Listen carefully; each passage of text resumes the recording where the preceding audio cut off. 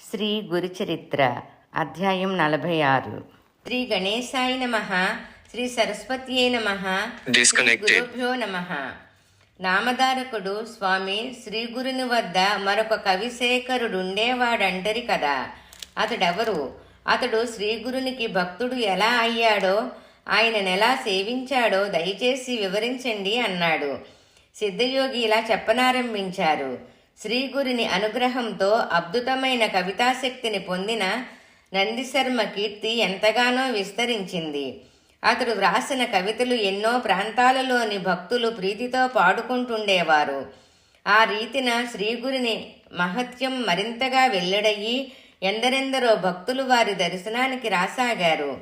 గాన్గాపురం సమీపంలోని ఇప్పరిగి అనే గ్రామం ఉన్నది. ఒకసారి ఆ గ్రామం నుండి కొందరు భక్తులు శ్రీగురుని దర్శనానికి వచ్చారు. వారు ఆయనకు పాదపూజలు చేసుకోదలిచి ఆయనను ప్రార్థించి ఆయననెలాగో ఒప్పించి మేళతాళాలతో ఊరేగిస్తూ తమ గ్రామానికి తీసుకువెళ్లారు. వారి రాక ఆ గ్రామంలో గొప్ప ఉత్సవంగా జరిగింది. ఒక్కొక్కరు ఎంతో భక్తి శ్రద్ధలతో శాస్త్రోక్తంగా ఆయనకు పాదపూజలు చేసుకున్నారు. ఆ ఊరిలో ఒక శివాలయం ఉన్నది. అందులోని శివుని పేరు కల్లేశ్వరుడు. ఆ ఊళ్ళోనే నరకేసరి అని ఒక బ్రాహ్మణుండేవాడు. అతడు మంచి కవి, శివభక్తుడును. అతడు నిత్యము కల్లేశ్వరుని స్తుతిస్తూ పంచపద్య మణిమాలను వ్రాసి కల్లేశ్వరునికి సమర్పించుకునేవాడు. అతడు ఆ శివునికి తప్ప మరే దేవతలకు నమస్కరించేవాడు కాదు, మరే దేవతను స్తుతించేవాడు కాదు.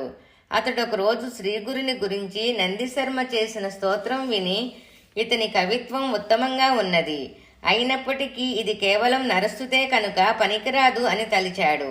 శ్రీగురుడు ఆ గ్రామములో భిక్ష చేసిన రోజున కొందరు బ్రాహ్మణులు ఆ కవి వద్దకు వెళ్లి, కవిచంద్ర, మీ పద్యాలెంతో మనోహరంగా ఉంటాయి. శ్రీ నృసింహ సరస్వతి యతీవరేణ్యులకు కవిత్వమంటే ఎంతో ప్రీతి కనుక వారిని స్తుతిస్తూ మాకు 4 పద్యాలు వ్రాసిస్తే అవి వారి చెంత చదివి వారి అనుగ్రహం పొందుతాము అని కోరారు. నరకేసరి, అయ్యా, అది నా వల్ల కాదు. కల్లేశ్వరుని తప్ప మరే దేవతను స్తుతించను.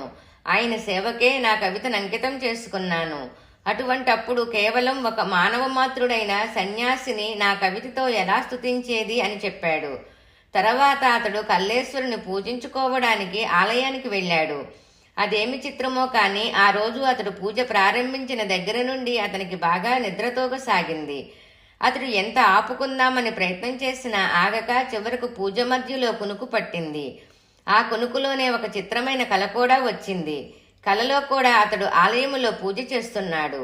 అతని ఎదుట మాత్రం ఎప్పుడూ కనిపించే కల్లేశ్వరలింగం అప్పుడు కనిపించలేదు.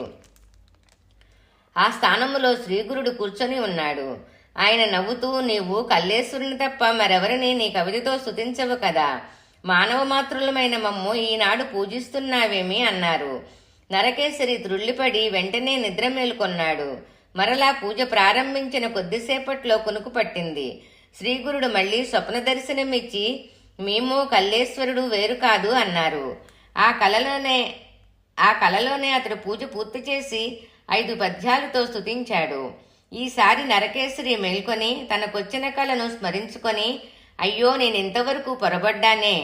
ఈ నరసింహ సరస్వతి యతివరేణ్యులు సాక్షాత్తు పరమేశ్వరుడే కాని ఇంతవరకు నేను తలిచినట్లు మానవమాతృలు కారు. కేవలం భక్తులను ఉద్ధరించడానికే భగవంతుడు ఇలా అవతరించాడు.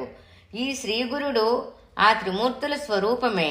కాకుంటే ఈనాడు పూజలో నాకు దర్శనమిచ్చి నా సందేహానికి సమాధానం ఎలా ఇవ్వగలరు అని నిశ్చయించుకున్నాడు. వెంటనే బయలుదేరి అడుగడుగునా సాష్టాంగ నమస్కారం చేసుకుంటూ శ్రీగురు దర్శనానికి వెళ్ళాడు.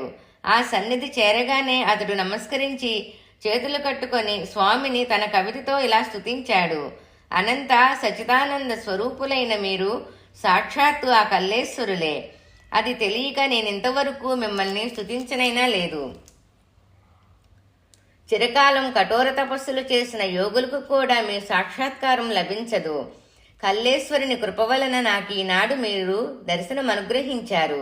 ఈ దుఃఖసాగరములో మునిగి దారి తెన్ను కనిపించక బాధపడుతున్న భక్తులను రక్షించడానికే మీరిలా అవతరించారు.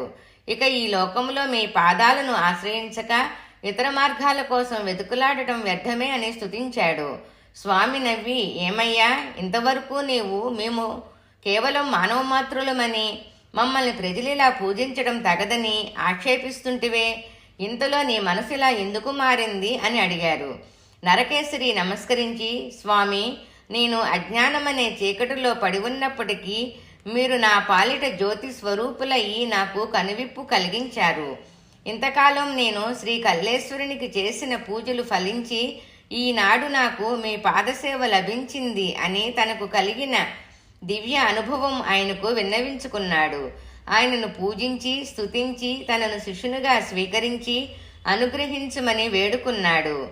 నీ అభిష్టాలన్నీ నెరవేరుగాక అని శ్రీగురుడు ఆశీర్వదించారు. నరకేసరి ఎల్లప్పుడూ వారి చెంతనే ఉండదలిచానని కోరాడు. శ్రీగురుడు, ఈ కల్లేశ్వరుడు పరమశ్రేష్ఠుడు, ఆయనంటే మాకెంతో ప్రీతి కనుక మేమెప్పుడూ ఆ రూపములో హిప్పరిగిలోనే ఉంటాము. కనుక నీవు ఎప్పటివలే నీవక్కడనే ఆ రూపములో ఉన్న మమ్మల్ని పూజిస్తూ ఉండు అని ఆదేశించారు.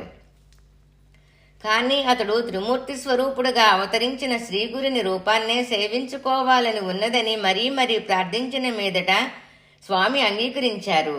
అప్పటి నుండి నరకేసరి నిత్యము తాను ఆలయములో కల్లేశ్వరిని పూజించినట్లే శ్రీగురుని కూడా పూజిస్తూ ఆయనను పంచరత్నాలతో స్తుతిస్తూ ఉండేవాడు. నామధారక, శ్రీగురుని అనుగ్రహం వల్ల ఇలా మారిన వారెందరో కదా. శ్రీ దత్తాయ గురువే నమః. శ్రీ శ్రీపాద శ్రీ వల్లభాయ నమః. శ్రీ నృసింహ సరస్వత్యై నమః. 46వ అధ్యాయము పారాయణ ఫలితము. రోగ నివారణ కొరకు శ్రీ దత్తాత్రేయార్పణమస్తు.